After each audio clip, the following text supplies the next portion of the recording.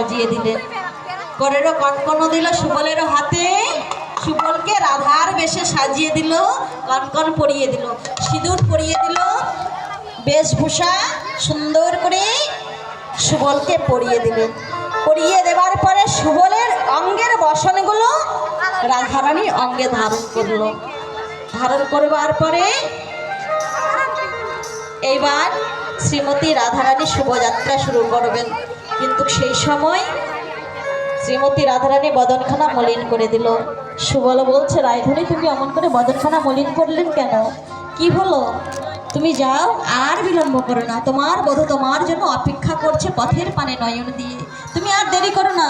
বলছে, সখারে আমি কেমন করে যাব? আমার যে যুগল পয়ধরকে আমি লুকাতে পারি, এই যুগল পয়ধর যদি না লুকায় তাহলে আমি যাবো কি করে?